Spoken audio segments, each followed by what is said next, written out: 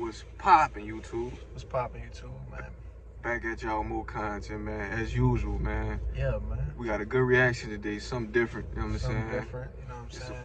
Woman's body found stuff in fridge in the forest, so. Man, this random stuff for y'all, man. We got all type of stuff coming for y'all.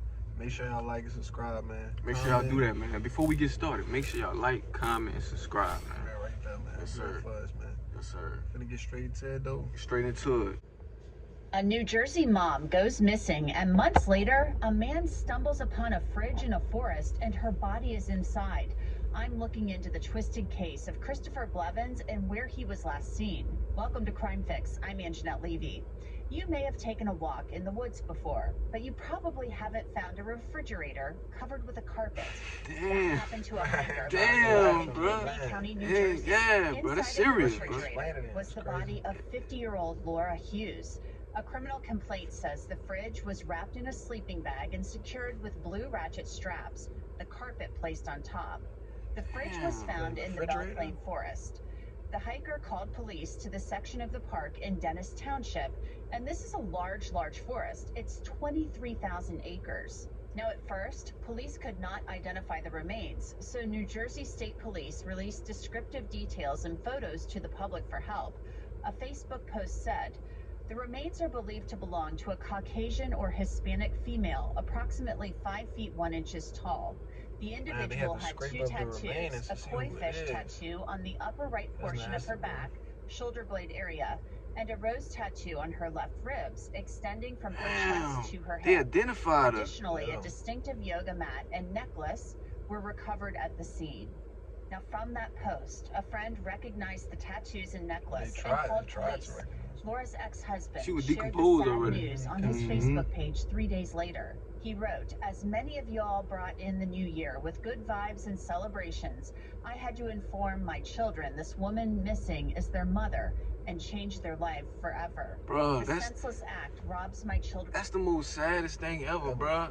As a kid, bro, you gotta, you wondering where your mom at and stuff like that, and you come to find out, bro, she buried in the refrigerator, bro. Like, that's crazy. That's really crazy, man. God bless her, for sure. For sure, and her kids, man, for sure. Of their mother.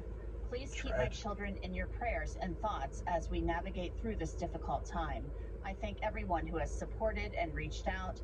May the new year bring understanding and justice. Now, it didn't take long for police to consider the victim's boyfriend, 45-year-old Christopher Blevins, a suspect given the couple's history of domestic violence and drug and alcohol abuse. Most likely. During the investigation, authorities searched Blevins' apartment and found blue straps, a gun, and a calendar, which displayed an X on each subsequent day of the year prior to July 24th, however, stopping on that day.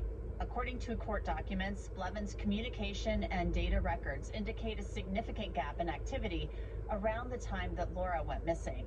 An automated license plate reader traced the movement of Blevins' green Dodge Ram at 2 separate locations. Specifically, a license plate reader revealed the Dodge Ram in Long Beach Township on July 24th, 2024, and in Seal Isle on July 24th, 2024 at 4 p.m. Detectives observed the outline of a large rectangular object resembling the outline of a refrigerator in the bed of the truck underneath of a tonneau cover. Man. Police say that Christopher Blevins hid a body. I decided to search him on truthfinder.com to see what would come up. Truthfinder is one of the largest public records search services out there. Blevins' name came back, and there were all the information came up from North Carolina and Virginia. Truthfinder is really great because it will show you where a person has lived, phone numbers, possible relatives. That's for all the people that need all the psycho people. All the psycho people, bro. I've got a great deal for you right now. You can anybody stalking somebody, they go straight to this website. Just log on to www.truthfinder.com/LCCrimeFix. Log on and start accessing information about almost Man, they got some anyone. crazy people out here, bro. New Jersey State Police say that cameras captured Blevins' truck crossing the southern border into Mexico from Brownsville, Texas. They say he remained in hiding for several weeks. The complaint states, on August 27, 2024, Blevins voluntarily surrendered to authorities in Mexico City. That guilt ate him up. That guilt ate his ass up, bro. In Runnymede, New Jersey, and stated that he panicked afterward. He stated he may have killed someone in a bar fight. Right now, Blevins faces charges of disturbing and desecrating human remains and hindering apprehension. There's clear evidence of an effort to hide remains, but so far, a murder charge has not been filed in this case. Investigators have also not said how Laura Hughes died. We'll have more on that later. And it's not clear when Blevins could be returned from Mexico to face charges.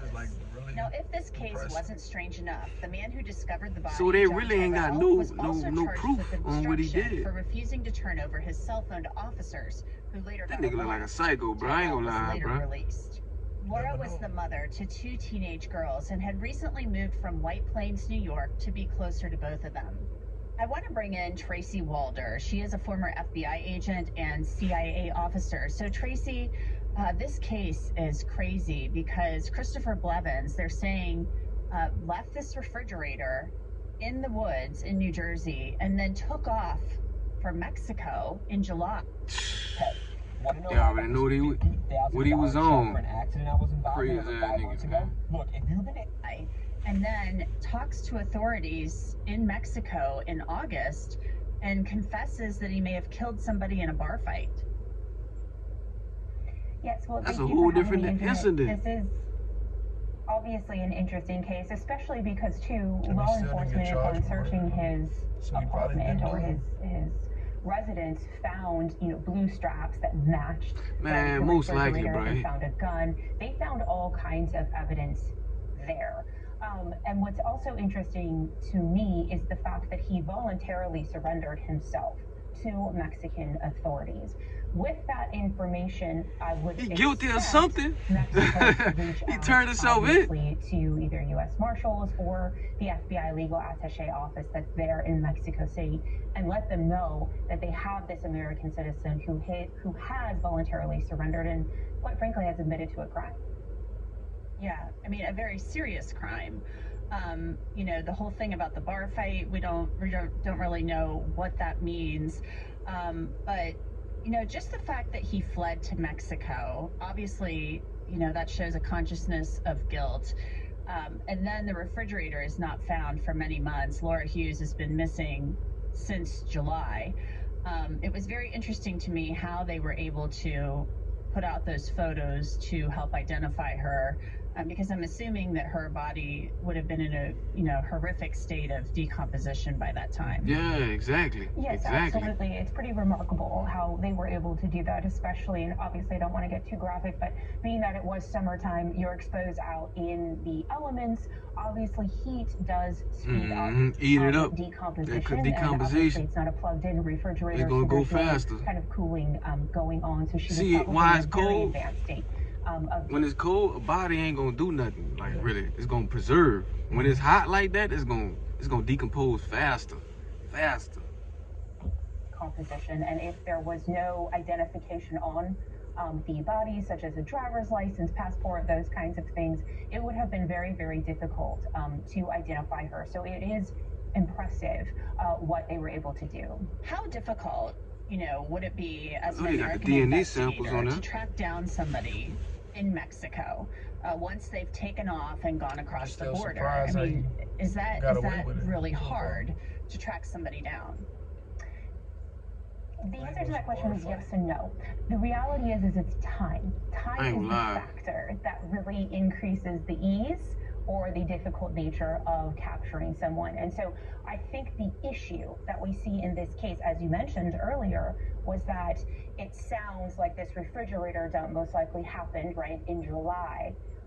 He turned himself in voluntarily in August, but the refrigerator wasn't found until December. Ooh, and so the reality was 5 months. I'm not sure that all the law enforcement agencies put those pieces together and were able to discern that Blevins could have been responsible for this. Now, had they he found definitely was responsible. Who else and then been able to sort of trace his journey, which is how they believed that he crossed the border in that Brownsville crossing area, it may have been I don't want to say easy because nothing like this is easy, but they would have then let Mexican authorities know. We have a really good relationship actually with Mexican law enforcement, and they also would have let the FBI's legal attaché office know that this individual was there. That would have then tipped off Mexican law enforcement and Mexican authorities that when this individual turned himself in, he was someone that was wanted by the United States. Now, as I mentioned earlier, a murder charge has not yet been filed in this case, but Christopher Blevins would certainly be the prime suspect. So he did 2 murders. He did the bar murder and about whether it could be difficult to determine a cause of death in this case. Dr. Jembelek, when a body has been in a refrigerator out in the elements for 5 months or so, I mean, does that make it harder to determine a cause of death, or would the body have been somewhat preserved, possibly, in the refrigerator? A little preserved because of the cold. Well, it's really difficult to say. I think that certainly, forensic pathologists, we are used to dealing with bodies in all conditions. So, from that bit is isolated, but you got to think about it. It's cool outside too, so it makes it. Quite the spectrum, and within our profession, we've looked at all the parameters of the environment and the person and how they were killed and how they were stored and if they were treated with any chemicals or anything along those lines, because all of that will affect the body and the condition of the body. That being said, look at Miss Ann, man. Miss Ann know her stuff, if man. it's extremely warm outside, very humid outside, then there's going to be more rapid decomposition. And then the smell is worse.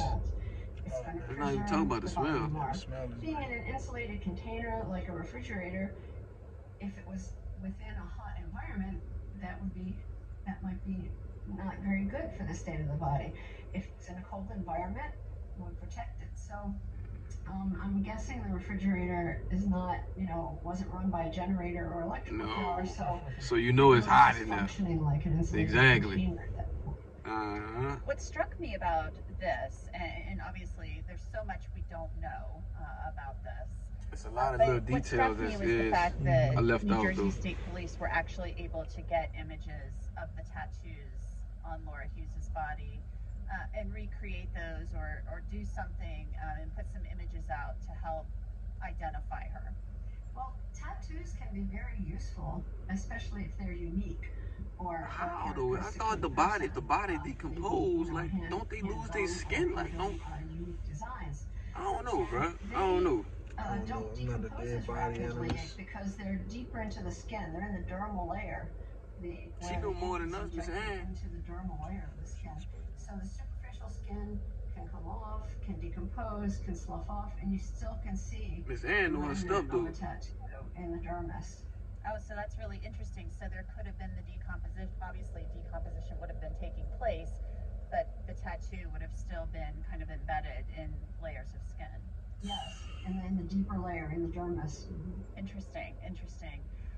Well, it will be interesting to see how they determine that is true though, because the tattoo dude, they go all the way into the skin. Once you get tatted, bro, that shit killed somebody by kind of like bar fight. So it's in there. maybe that will help lend some clues to investigators, or maybe that's just something he said. We really don't know.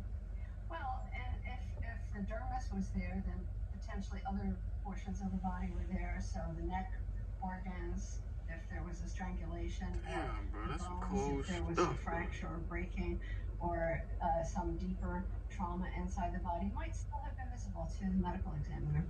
Very interesting. Well, thank you so much, Mary Jembelek, Mary Jembelek, for your time. You're welcome. And that's it for this episode of Crime Fix. I'm Anjanette Levy. Thanks so much for being here. Thank you, I'll Miss see you back Levy. here next time. Appreciate you. Man, bro, they got some cold-hearted people out here, man. No, for real, man, bro, like that was on some Law and Order. Man, 48 hours. Yeah, for real, man. That's crazy. That's crazy, man. But you gotta be safe out here. Make sure y'all be safe. Make sure y'all be safe. They always got somebody watching you too, especially you ladies. All the women, bro. They got. Make sure y'all be safe. I know y'all stay having stalkers and people that watch y'all. So y'all be safe out here. Be safe, man, and always For real. stay vigilant and man, like, subscribe, man. Yeah, do that, man. Do that. And we out for Lafam, and we out. And we out. I made they music, they bought their head to they rock out. I made they music they talk they led to. They pop out, fool. I'm in the music they rock they head.